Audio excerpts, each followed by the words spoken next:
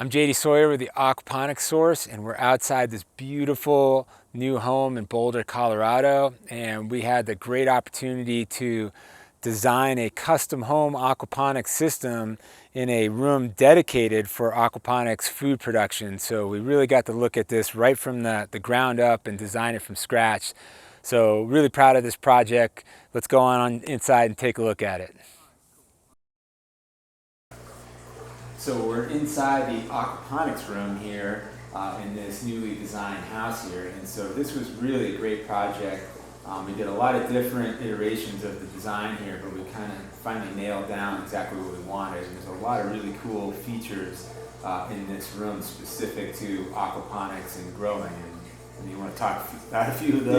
Yeah, tell sure. us what's going on in here? So this is a great system because we really got our chance to design it from the ground up. We walked into this space a little over 2.5 years ago, nothing but a concrete floor in the basement and studs on the wall. And basically everything from the location of outlets, HVAC vents, paneling on the walls, everything you can think of, we were able to design from square one, which really gave us a lot of flexibility in this room.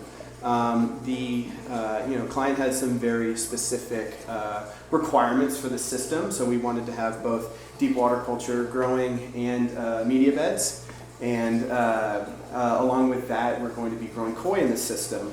So we have a 200-gallon tank that's going to be used for growing koi, and the system has the ability to run completely decoupled or coupled, which gives the user a lot of flexibility with how the system operates. So we can be growing koi from day one and when they're pretty small, but then dosing the plant side hydroponic system with a fish-safe hydroponic nutrient, and grow our plants at optimal rates from day one, even before our feeding rates are up to their optimal levels. Right. Yeah, so there's some really neat stuff in here, and obviously aquaponic system is at the forefront.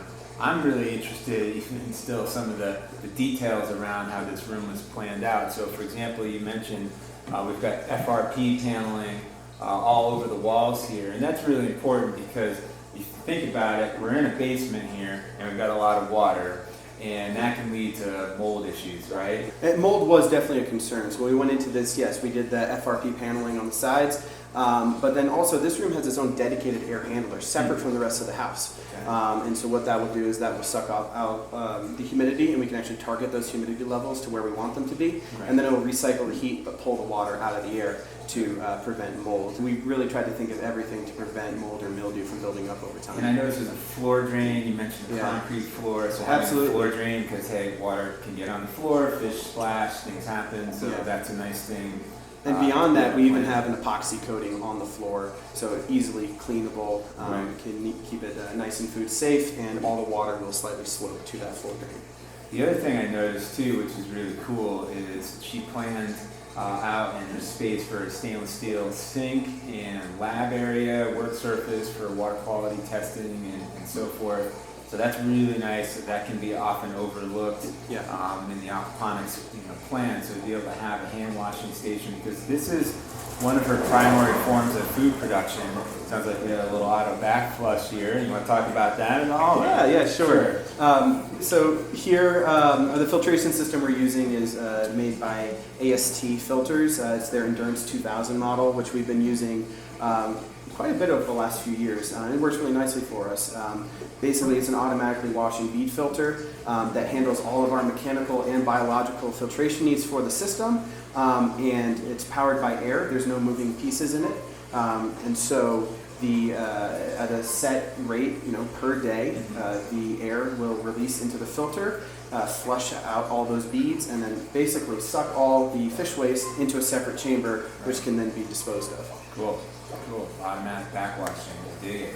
Talk a little bit about the lights. I know we're not done with the lighting system in here yet, but you've got some light movers, and what's going on with the lights? Yeah, so we have two different types of lights that we're using in this system.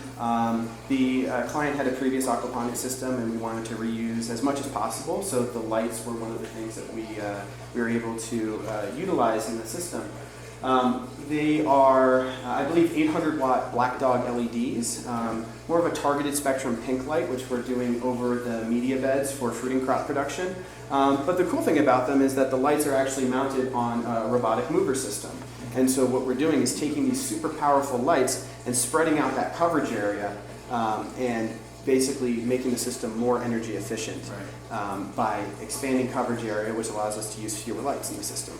And I noticed too, she's got a dedicated nursery germination system too, a multi-deck nursery system. Can you talk a little bit about that? Yeah, sure. So we have our Growasis 4-tier nursery system over here, and it uses 8 full spectrum LED lights and a fully automated hydroponic watering system.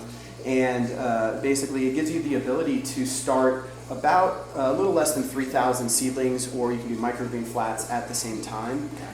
So all of the needs for seed starting for this system, microgreens, a little something extra, that's all taken care of here. Right. Very cool. So a lot of really neat features.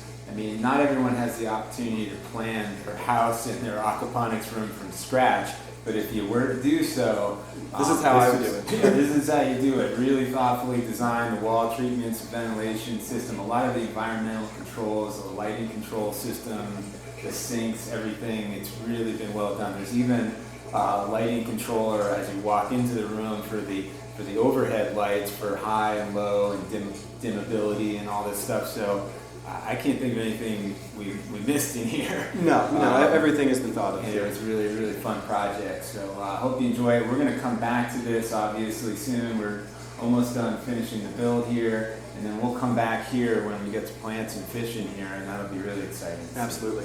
Cool. Nice job. Thank you. Dig it.